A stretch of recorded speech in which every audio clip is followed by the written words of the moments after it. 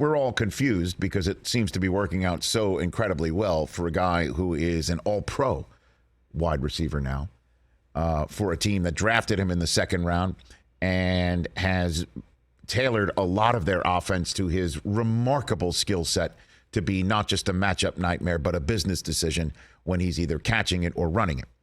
And so when we get confused, we fill the void in the media. We fill the void, or we're searching for answers. And a lot of answers are coming back from the information community.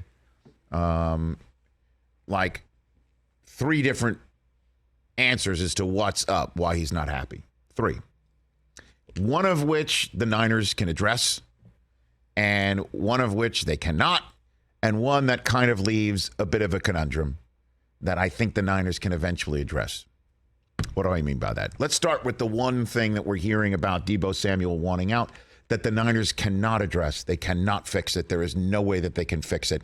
And that's Deebo apparently wanting out because he's from South Carolina and never wanted to play on the West Coast. That's something the Niners aren't going to fix.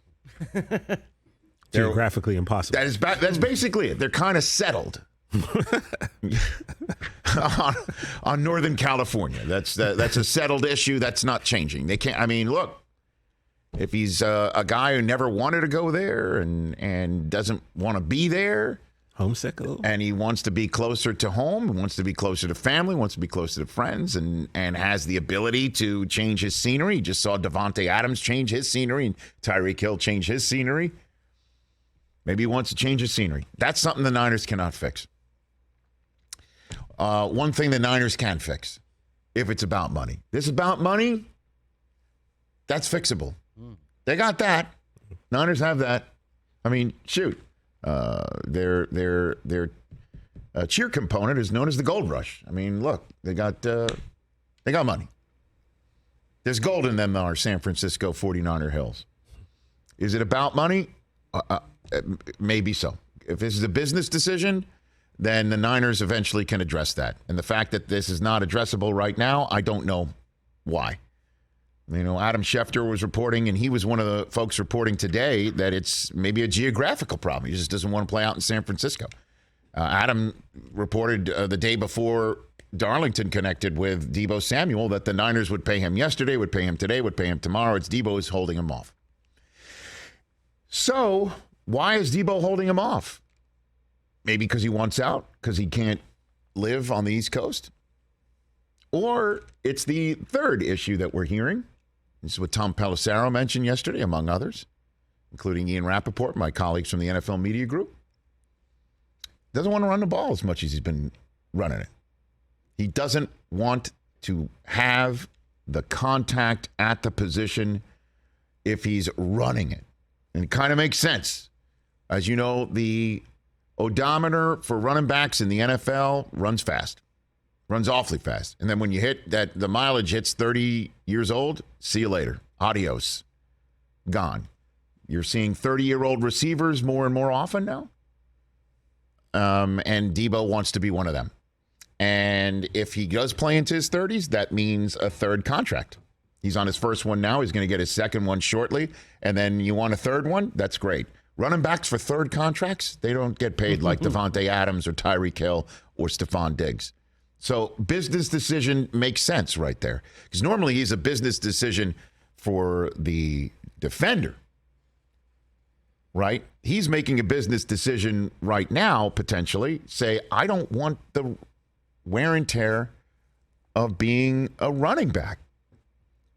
And I'm kind of confused by this because when we had Deebo Samuel on this program, okay, when we had him on this program, it was November 23rd, 2021, a Tuesday after the San Francisco 49ers had just beaten the Jacksonville Jaguars, okay, for their second win in a row.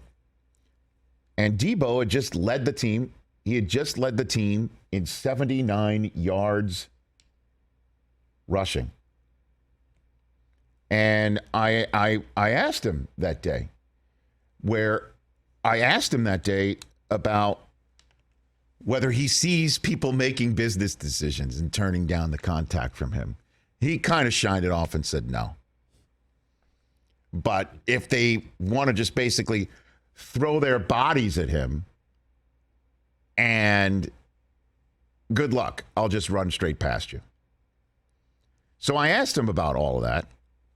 And fascinatingly enough, the conversation later on turned to his relationship with his head coach, Kyle Shanahan. Because again, if he feels he's being used too much, he certainly didn't sound like he was upset with his head coach who's been using him too much as a running back. I asked him about his relationship with Kyle Shanahan on that Tuesday last November. Me and Kyle have a great relationship from when I stepped here until now. We just been building ever since I was a rookie, and I mean every Monday or Tuesday I always stop by his office just to have casual conversation, and even him and Mike McDaniel, Wes Welker, those are three guys that I stop by every Monday and Tuesday on our off day just to chop it up with them, just to see, where we headed at this week for his plays, and going there with Wes and see, what he sees on the defensive end that we need to attack as a receiver group. So have you already had that conversation with him on this Tuesday? Has that already No, I really just walked in the building and came in here. So after I leave here, I'm going to go in there and chop it up with all the guys. So what's on the agenda? What do you think's on the agenda? I have no idea. I'm not going to lie. I don't think you have no idea what's on the agenda. Kyle is an offensive guru, so, you never know what to expect. So, I mean, you just got to go in there with an empty mind and just whatever he puts in. I mean, he's been doing a great job with calling plays and getting guys in the right position to make plays. So, I mean, I'll put all my trust in him. So what do you like to do if you're given a choice? Run it or catch it and run it? What's your favorite to do? I'd rather catch it than run it. Why is that? Because if I catch it, I got way more space, I mean, it's really not a preference, but I preferably like to catch it and run. He prefers to catch it and run it instead of running it, is what he said. And earlier in the conversation, he pointed out that he was a running back in high school and then converted to wide receiver when he got to South Carolina. So, didn't sound completely at the time like, yeah, I don't want to be doing that anymore. Maybe the reason why he didn't sound that way, though, he's not going to just look. When athletes appear on this program, they're not sworn in like they are giving testimony, right? Right. So, but we always try and go inside numbers and try and make you smarter. And the NFL Network top-notch research staff sent out a Deebo packet, if you will, when this news broke yesterday. And this particular item was at the top of the list, and I bring it to you now. In his last 11 games, the last 8 regular season games and 3 playoff games that Deebo Samuel played for the 49ers last year, 38 catches, 80 rushes. 80 rushes, 38 catches. 3 rushing touchdowns, 3 receiving touchdowns, 8 rushing touchdowns. The first 33 games of his career, 149 catches, 34 rushes. 34 rushes in his first 33 games of his career. And then his last 11 games, 8 regular season games to finish up the regular season and 3 playoff games, 80 rushes. 80. And guess when that 11-game stretch started? 2 days before we spoke to Deebo Samuel on that day. When he led the team in rushing yards against Jacksonville. We hang up the phone from Deebo, and maybe when he starts going into those meetings with Mike McDaniel and Kyle Shanahan and Wes Welker, he's talking to Wes less about receiving, and he starts seeing more and more touches at the position, running it and running it and running it, and then maybe when it's all said and done after the season, despite all the accolades he has appropriately received for being such a slash nightmare, he sits down and he talks to his agent and he sees the numbers and it's just like, okay, this happens again and again and again. You might not get that third contract. And that's why I believe this is all a business decision. Because Kyle Shanahan's smart enough to know that, sustainable maybe for the next couple of years. And maybe, Deebo gets the sense that the Niners and the coaching staff do not care about his odometer. They're just going to try and win a championship with him, and that's the end of that. Maybe that's the reason why he wants to get paid and what have you. But that's why I think the Niners can eventually address this problem this 19 problem with dollars and cents. Maybe Deebo won't care about the time zone difference if he can afford the fastest private PJ home, right? Or all of the usage. If he knows he has got the best contract of anybody who plays the position out there. Or something that we still don't know about makes this difference irreconcilable.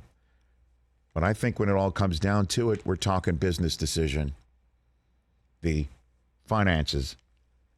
And I still can't believe the Niners would just trade this guy away in the next 7 days because they feel like, okay, we just need to get him out of here. I would be surprised if that happens. I really would. And I'm sure that John Lynch's phone's ringing off the hook, and I'm sure a lot of teams are making their play right here. Again, if one of them's the Packers, I would love to have that phone tapped when Matt LaFleur calls up Kyle Shanahan. Maybe you should call him on draft day, just like Kyle Shanahan called Matt LaFleur on draft day last year, saying, hey, if your quarterback's available, I've got to do my due diligence, even though we just gave up a ton of draft capital to get into the third slot of the draft tonight. But is Aaron free? Maybe LaFleur calls up Shanahan on draft day. Is Deebo free or what? I think it's a business decision. But I figured we'd parse it all out for you best we can with numbers and what we've already heard from Deebo. Hey, you watched all the way to the end. Thanks for that. Watch more right here.